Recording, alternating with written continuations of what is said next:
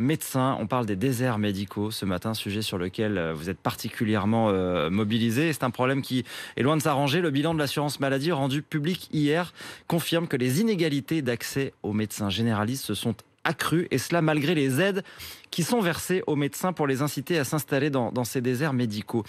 Vous vous dites, cette incitation, aujourd'hui, elle ne marche pas?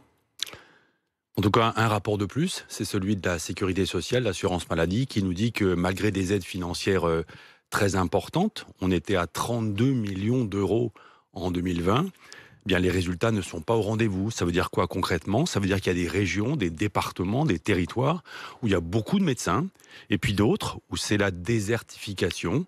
Il y a 3 fois plus de médecins généralistes à Paris ou dans les Alpes qu'il n'y en a dans l'Eure ou l'Eure-et-Loire.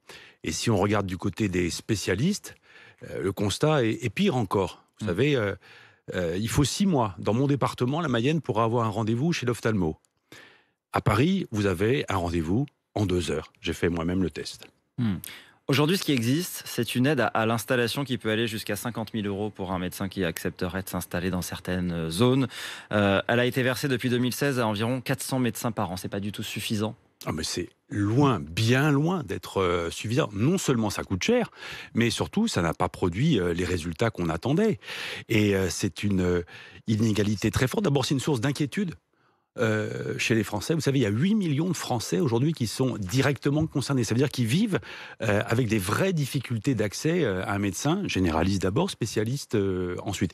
Et puis c'est quand même une injustice profonde. Parce que quand on y réfléchit bien, on paye tous les mêmes cotisations sociales à la sécurité sociale. On paye tous les mêmes impôts et on n'a pas tous le même accès aux soins ou à la santé. Donc c'est cette injustice-là qu'il faut réparer. Et nous faisons des propositions. J'en ai fait depuis longtemps. Vous savez, sous la mandature précédente, j'ai présenté 4 propositions de loi qui, à chaque fois, hélas, ont été refusées. C'est votre combat depuis longtemps. Absolument. On voit aujourd'hui, et c'est ce que dit l'assurance maladie, ça coûte cher et ça ne fonctionne pas.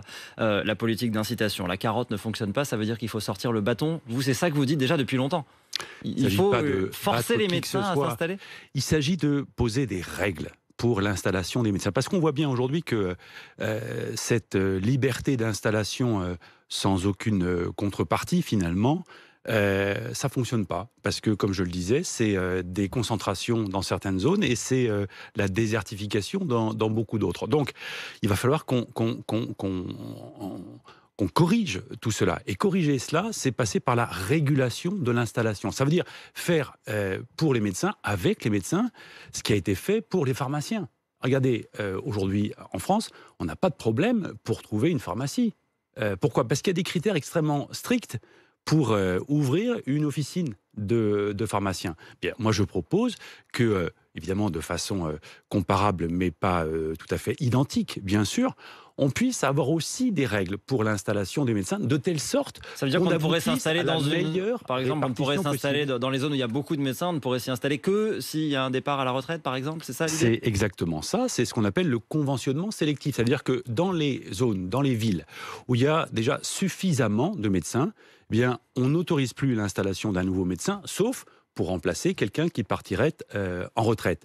Alors vous savez que les médecins n'en veulent pas. Les médecins sont très attachés à leur statut de médecin libéraux et donc leur liberté d'installation. Il faudra refonder dans notre pays le contrat entre la nation et nos médecins. Parce que si on regarde les choses de près, la nation, elle assure, elle garantit des études médicales gratuites.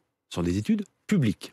Alors, ce qui est vrai, c'est que les internes en médecine donnent de leur temps lorsqu'ils sont à l'hôpital pour des rémunérations qui restent modestes. Mais au-delà de ça, les revenus de nos médecins, ils sont aussi garantis par nos cotisations sociales à la sécurité sociale, à l'assurance maladie. Donc, il n'y a rien de choquant à dire aux médecins, venez, on va discuter, on va travailler ensemble pour trouver les règles qui aboutiront à la meilleure répartition possible de tous les médecins sur l'ensemble du territoire national.